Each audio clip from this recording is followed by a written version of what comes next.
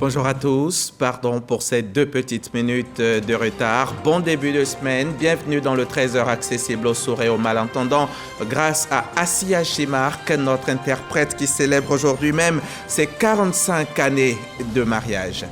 Le vice-président de la Banque européenne d'investissement est en visite de travail en Côte d'Ivoire. C'est une mission autour de l'impact des financements de la BEI dans les secteurs énergétiques et agricoles. Un accord portant sur un montant de 10 milliards de francs CFA a été signé pour renforcer le développement de la chaîne des valeurs agricoles durables en Côte d'Ivoire. Ce lundi 6 mai, les élèves des filières BEP, CAP et BEP démarrent les examens de fin d'année par les épreuves physiques. Course de vitesse, lancer de poids, soit en longueur et gymnastique sont entre autres les disciplines qui leur sont soumises. Nos reporters étaient au lycée technique d'Abidjan pour cette première journée d'examen.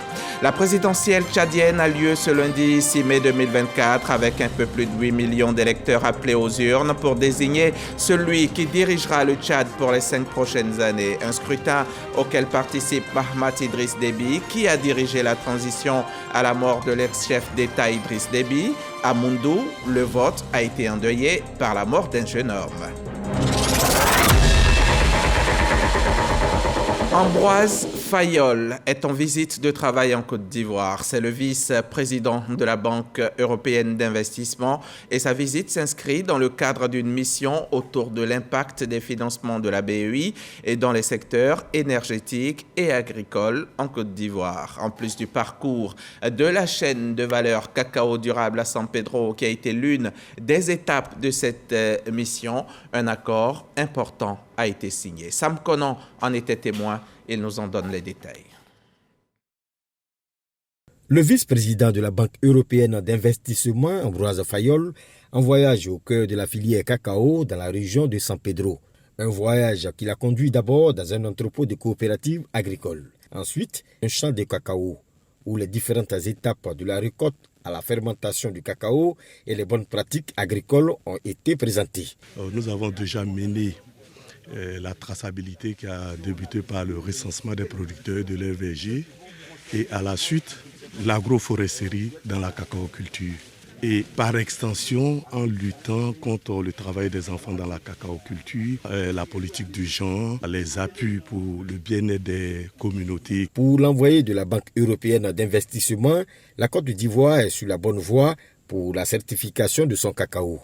Il y a effectivement une évolution de la réglementation européenne qui justifie qu'il y ait un changement d'un certain nombre de pratiques pour permettre d'avoir la certification qui est nécessaire pour pouvoir exporter en Europe. Et ces pratiques permettent d'avoir un cacao qui est vendu beaucoup plus cher. Et puis on a une deuxième caractéristique de notre implication qui est d'accompagner ces changements par une politique d'assistance technique qui permettra d'atteindre un certain nombre d'objectifs, et notamment un objectif qui est important pour nous en matière de féminisation de cette activité. Après le champ des cacao, le vice-président de la Banque européenne d'investissement et sa délégation ont visité l'école sociale pour les familles de producteurs de cacao dans le village de Blaou. Enfin, les femmes d'une association bénéficiaire du financement ont été visitées par le vice-président de la Banque européenne d'investissement, qui a profité de son séjour à San Pedro pour signer un accord de partenariat avec une banque de la place pour renforcer le développement de chaînes de valeur agricoles durables en Côte d'Ivoire, à hauteur de 10 milliards de francs CFA.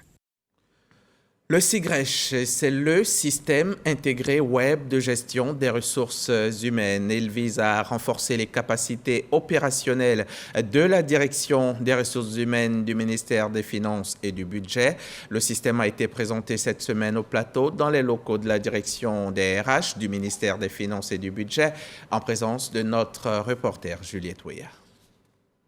Le système intégré web de gestion des ressources humaines, le SIGRECH, va garantir une gérance efficiente des ressources humaines du ministère des Finances et du Budget. Ce dispositif permet la gestion des nouveaux agents en attente d'affectation, les attestations de présence solde et autres notes de service pour mutation. L'un des actes forts du plan d'action stratégique du ministère des Finances et du Budget est la modernisation de l'administration financière. Je voudrais donc saluer la DRH qui a travaillé en collaboration avec l'ensemble des structures du ministère pour la mise en place d'une nouvelle application dénommée SIGRES. Ces équipements informatiques, serveurs, ordinateurs, imprimantes, photocopieuses, scanners, onduleurs et groupes électrogènes sont un don du projet d'amélioration de la gouvernance pour la délivrance des services de base. À travers ce don, le PAGEDES nous permet de booster notre dynamique d'amélioration continue dans le management des ressources humaines et cela nous permet de gérer de façon plus aisée les plus de 20 000 agents du ministère des Finances et du Budget ainsi que plus de 15 000 diverses sollicitations des différents usagers internes comme externes. Ce don du PAGEDES est estimé à environ 150 millions de francs CFA. 3000, c'est le chiffre du jour. C'est le nombre de fonctionnaires ivoiriens qui se font former au CAMPC, le Centre africain de management et de perfectionnement des cadres, un programme initié par le ministère d'État, ministère de la fonction publique, dans le but de rendre plus performante l'administration. La troisième édition, le troisième groupe de fonctionnaires est instruit en ce moment sur le management public et le leadership transformationnel. Fred Olaï et Jean-Marc Djadji sont allés les voir. CAMPC, Université Félix Houphouët-Boigny de Cocody. 763 fonctionnaires repartis en petits groupes renforcent leurs capacités. Ils font face aux défis croissants de la modernisation à travers une formation. Ces auditeurs sont instruits en management, en leadership et en gestion administrative. Cette formation permettra donc de changer un peu les mentalités, les comportements. Et je pense qu'après cette formation, on fait aussi une évaluation de la formation qui a été faite justement pendant les quelques années pour voir si cette formation a eu un impact sur le comportement, les attitudes, les valeurs donc des fonctionnaires agents de l'État. Ça va nous permettre non seulement de gagner en productivité, mais aussi de voir si ce qu'on appliquait déjà, on avait les bons outils. Si on n'avait pas si les outils doivent être renforcés, ils seront renforcés. Donc ça va m'apporter énormément dans mon système de travail. Ces auditeurs constituent la dernière vague de 3000 fonctionnaires ivoiriens formés. Ils occupent les postes de sous-directeur et de chef de service dans des services publics de l'administration ivoirienne. Nos administrations sont des administrations dynamiques qui évoluent à chaque fois et les fonctionnaires et les agents de l'État de manière générale doivent être outillés sur les innovations dans le domaine de l'administration. Et c'est la raison pour laquelle Madame le ministre d'État, ministre de la fonction publique, a bien voulu anticiper pour donner aux fonctionnaires ivoiriens tous les outils, toutes les compétences afin d'assurer convenablement leurs tâches à leur poste. Cette formation est la troisième du genre du programme initié conjointement par le ministère d'État, ministère de la fonction publique et de l'administration. Nous sommes lundi 6 mai et c'est le top départ des examens dans l'enseignement technique. Les élèves des filières BEP, CAP, BT et BP démarrent l'examen par les épreuves physiques telles que la course de vitesse et le lancer de poids. Sephora Zegui et son équipe ont fait un tour au lycée technique d'Abidjan, ici à Cocody, pour vivre donc cette première journée d'examen, ainsi que vous pouvez le voir sur ces images. En attendant les résultats des examens, les meilleures jeunes filles en mathématiques du département de Saint-Fra viennent d'être récompensées pour la deuxième année consécutive. C'est une initiative des cadres du département, notamment le président de la Haute Autorité pour la bonne gouvernance. Depuis Saint-Fra, le témoignage de Kader Sogodoko. Encourager les mathématiques chez les jeunes filles, les cadres de Saint-Fra. Pour la deuxième année consécutive, ils viennent d'initier le concours Miss Mathématiques. Ici, la beauté est surtout axée sur l'intelligence. L'habilité du cerveau est mise en exergue. Connaître les chiffres, les calculs à partir des théorèmes, s'imposer à travers la rigueur mathématique est la seule alternative. À ce jeu, Estelle Adjoa-Kwadio, en classe de terminale C, est la reine, la plus belle. 18,75 sur 20. Elles étaient 400 candidates. À l'endroit de mes camarades filles, j'aimerais leur dire de se concentrer sur le travail. Seul le travail paie. La marraine des jeunes filles qui, durant son cursus scolaire, aura fait corps avec les mathématiques pour réussir dans la vie. Aujourd'hui, elle exerce dans le domaine de l'hydrocarbure. Traditionnellement, les maths, les gens disent que c'est les hommes et je vois des jeunes filles qui se démarquent. Forcément, c'est une initiative à encourager. Il est vu à Saint-Fra comme le père de l'excellence. Epiphane Zoro Balo, président du conseil régional de la Maraoué, président de la haute autorité pour la bonne gouvernance. Nous sommes dans un environnement de révolution liée au monde du digital, au monde numérique. Et il est important pour nos enfants de s'y intéresser, de s'engager. Et la base de cette révolution que le monde connaît aujourd'hui, qui est l'avenir, qui est la Côte d'Ivoire de demain, le monde de demain, c'est le digital, c'est l'informatique. La base, c'est les mathématiques. Epiphane Zoro Balo entend étendre la 3e édition de Miss Mathématiques à toute la région de la Maraoué. Et de Saint-Fra, je vous emmène à la foire de l'emploi. C'est à Korogo, dans la zone septentrionale de Côte d'Ivoire, et c'est organisé par la CGC et l'OIT dans le but de promouvoir les opportunités d'insertion professionnelle auprès des jeunes dans le district des Savanes. D'autres précisions avec Ami Sissoko, notre correspondante dans le Poro. La foire de l'emploi, c'est autour de la région du Poro de l'accueillir après les régions de Bagoué et Tchologo. À Korogo, sous le thème employabilité et entrepreneuriat, elle vise à promouvoir les opportunités d'insertion professionnelle auprès des jeunes des régions du nord de la Côte d'Ivoire. Je suis étudiant en ATBV, agriculture tropicale aussi en végétal. Il y a eu deux structures agricoles. Donc, sûrement après les BTS, je vais choisir parmi ces deux entreprises-là. On demande aux entreprises de nous solliciter, à part du moins elles paient les taxes FDFP, qu'elles nous sollicitent régulièrement pour qu'on puisse les accompagner efficacement dans le développement de leur des capacités de leur personnel. Cette foire de l'emploi s'inscrit dans le projet Génération sans limite, un engagement mondial pris par les Nations Unies pour faire en sorte que chaque jeune soit à l'école, en formation ou ait un emploi d'ici 2030.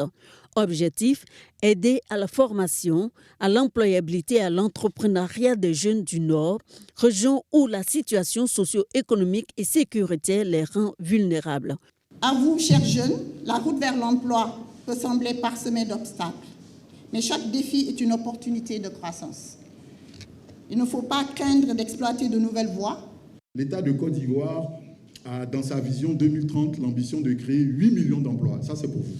Notre ambition, c'est d'essayer d'emmener l'État de Côte d'Ivoire à créer à peu près 1 million d'entreprises d'ici 2030 pour que ces entreprises-là embauchent au moins chacun une dizaine de personnes. Ça va faire un potentiel de 10 millions d'emplois. Des panels, des ateliers visant à donner les clés de l'employabilité aux jeunes ont été animés par des experts de la CGC, de l'OIT, de l'UNICEF et de l'Agence Emploi Jeunes. Chantal Taïba se tient aux côtés des enfants du centre social de Jacquesville, région des Grands Ponts.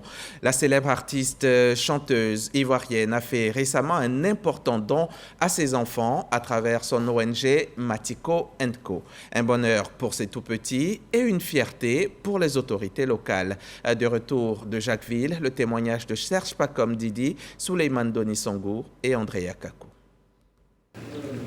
Les enfants du centre social de Jacquesville reçoivent la visite de l'organisation non gouvernementale Matiko & Co. Une rencontre de portée sociale constituée des dons pour la responsable de l'ONG, l'artiste et chanteuse Chantal Taïba. Ces dons visent à accompagner et à mettre du baume au cœur de ces mères de famille tout en les aidant à parfaire l'éducation de leurs enfants. Beaucoup de vêtements, des chaussures, des petits mobiliers, des jouets pour enfants, tout en l'honneur des autorités de Jacquesville qui m'ont dirigé vers le centre social. Nous sommes contents de recevoir de précieux cadeaux, de précieux dons et nous lui disons merci. Elle et son ONG. Les autorités de Jacquesville saluent ce geste de portée humanitaire et ces actions de volontariat de l'artiste et son ONG.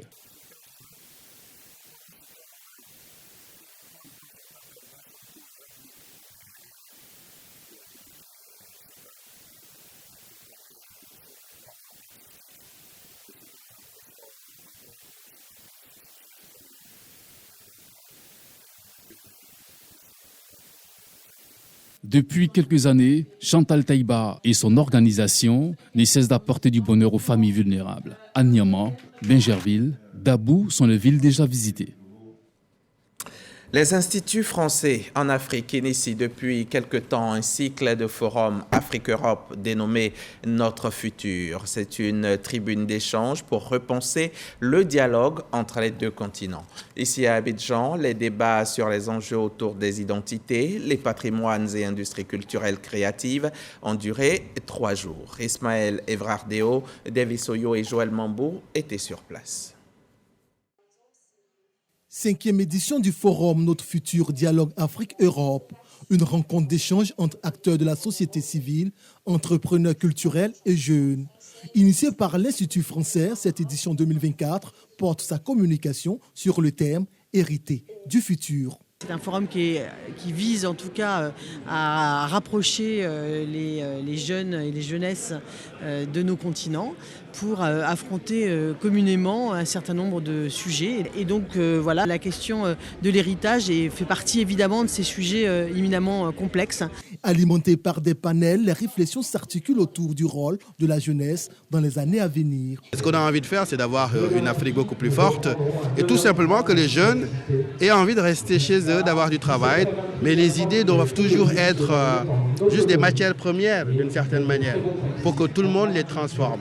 Et je pense qu'il y a un optimisme et un espoir et il faut essayer de capitaliser là-dessus. Plus d'une centaine de participants prennent part à ce forum international. L'Afrique est riche, l'Afrique a des potentialités, donc c'est à nous de leur montrer comment les montrer. Pourquoi on dit qu'on est riche et puis on n'évolue pas en fait. Donc je pense que ce forum-là répond à ça. Le forum nous a beaucoup enseigné, surtout j'ai adoré le message. Ici en Afrique, il y a du potentiel. Ici en Afrique, il y a tout ce que des gens peuvent s'attendre de l'extérieur en parlant de l'Europe, l'Amérique, etc. 3 jours, c'est le temps que va durer les échanges. Au nombre des points à aborder, le rôle des industries culturelles créatives dans la valorisation des patrimoines et l'interpellation des mémoires collectives. La Mutuelle générale des fonctionnaires de Côte d'Ivoire travaille pour ses adhérents. Les membres et leurs ayants droit bénéficient désormais d'avantages sur l'achat d'équipements optiques. C'est une offre promotionnelle inattendue qui vient d'être présentée avec des réductions allant jusqu'à moins 50%. Le Centre optique mutualiste de Côte d'Ivoire l'a annoncé récemment au micro de nos reporters Ismaël Evrardéo et Souleymane Donisongou. Des équipements optiques à moindre coût. C'est l'acte que pose le Centre optique mutualiste de Côte d'Ivoire à l'endroit des adhérents de la MUGEFSI, Mutuelle générale des fonctionnaires et agents de l'État de Côte d'Ivoire. Nous pratiquons ce qu'on appelle le reste à charge zéro. Le mutualiste, quand il arrive et qu'il est nanti d'un bon, a la possibilité de partir chez lui selon sa prescription sans débourser le moindre souffle. Par le passé, il fallait débourser minimum 121 000 pour pouvoir avoir cet équipement-là. Donc, c'est un peu plus de 20 000 désormais que le mutualiste épargne sur le coût d'acquisition de son équipement optique. Un geste qui reflète la vision de la société mutualiste voulue par son conseil d'administration. Il était question de réduire les coûts sur tout ce qui est élément de prestation, sur tout ce qui rentre dans les besoins du fonctionnaire et agent de l'État de Côte d'Ivoire. Aujourd'hui, le COMSI est dans cette optique promotionnelle.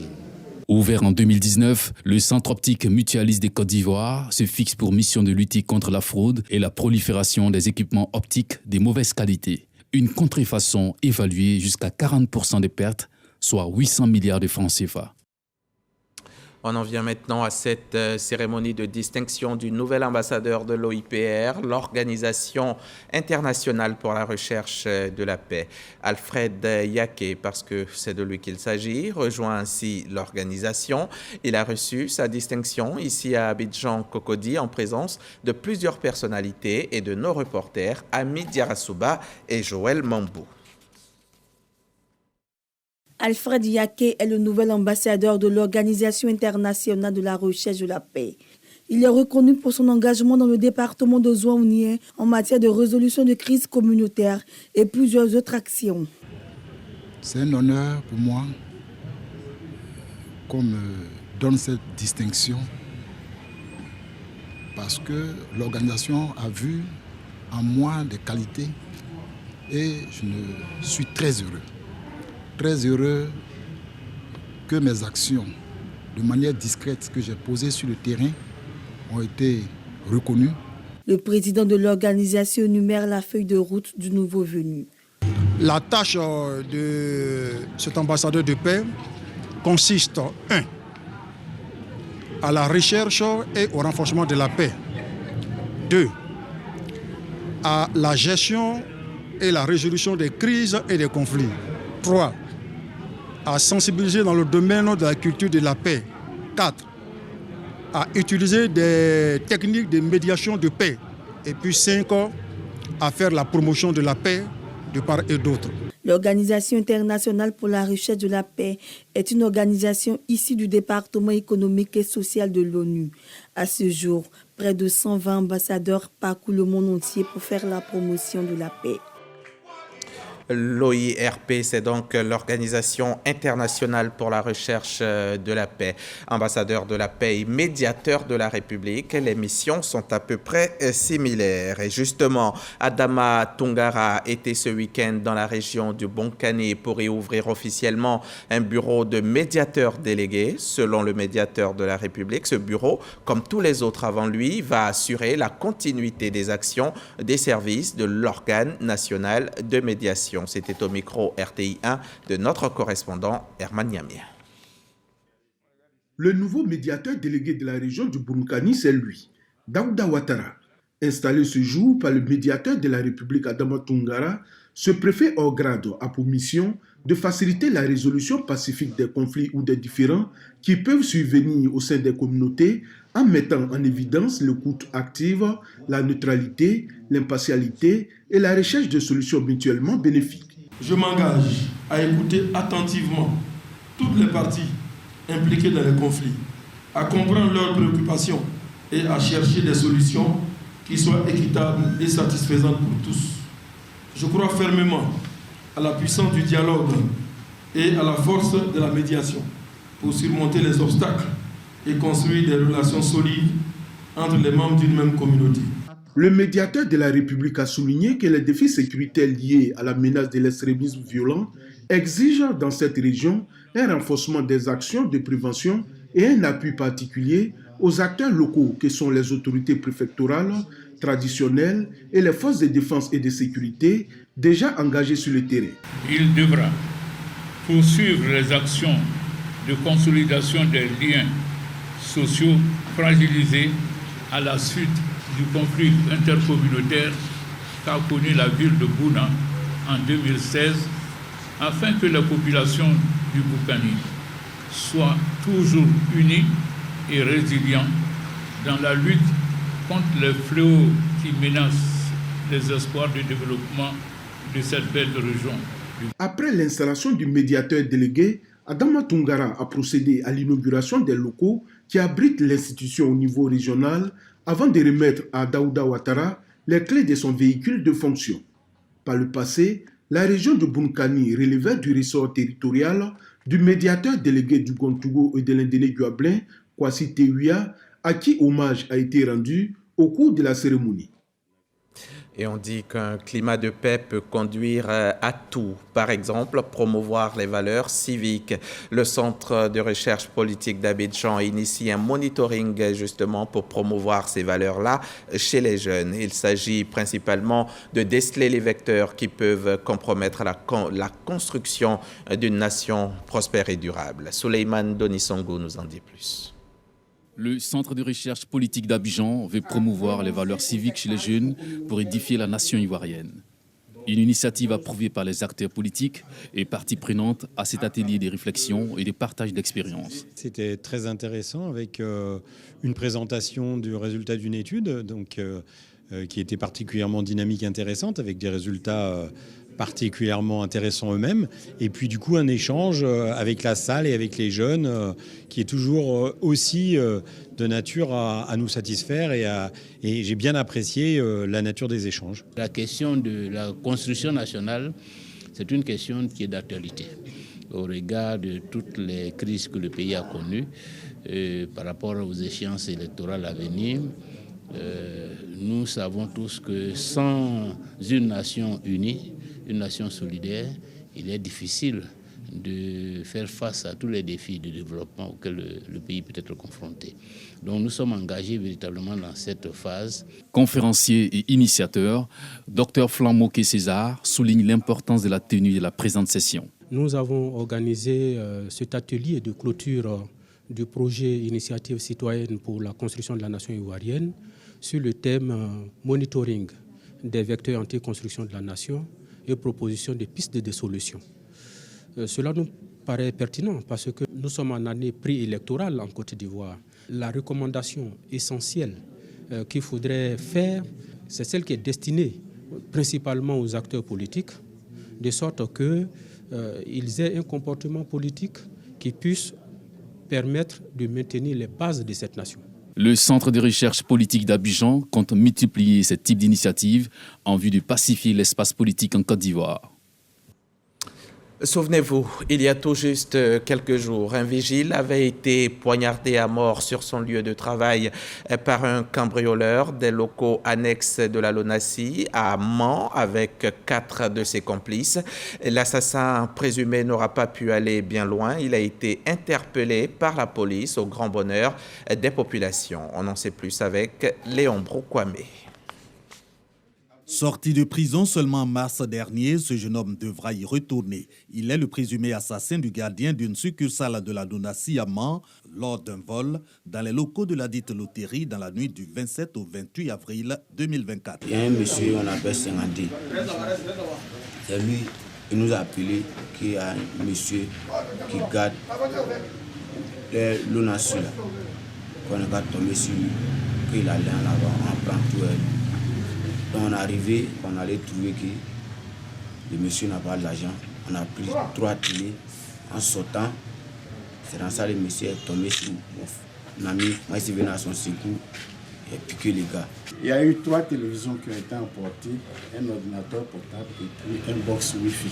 Si la police a mis le grappin sur le présumé assassin le même jour de son meurtre, ses complices courent toujours. Mais les fins limiers sont en alerte maximale pour les retrouver et leur faire subir la rigueur de la loi. Ce que nous pouvons demander, c'est vos diverses contributions.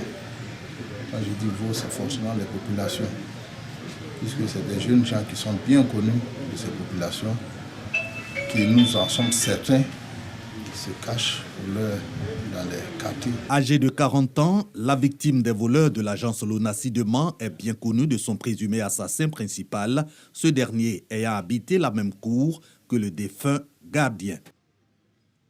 On va refermer cette édition avec la présidentielle tchadienne qui a lieu ce lundi. Près de 8,2 millions d'électeurs sont appelés aux urnes pour désigner celui qui dirigera le Tchad pour les 5 prochaines années après 3 ans de transition politique faisant suite à la mort de l'ex-chef de l'État Idriss Déby, un scrutin auquel participe son fils Mahamat Idriss Déby qui a dirigé cette transition. 10 candidats sont en lice, près de 26 500 bureaux de vote, dont 90 à l'étranger ouvre donc ce lundi. Les résultats provisoires de ce premier tour doivent être publiés le 21 mai et les résultats définitifs proclamés par le Conseil constitutionnel le 5 juin. En cas de second tour, celui-ci est programmé pour le 22 juin prochain. Et moi, je suis programmé pour vous retrouver demain dès 13h. Bonne journée sur la chaîne Kirasan.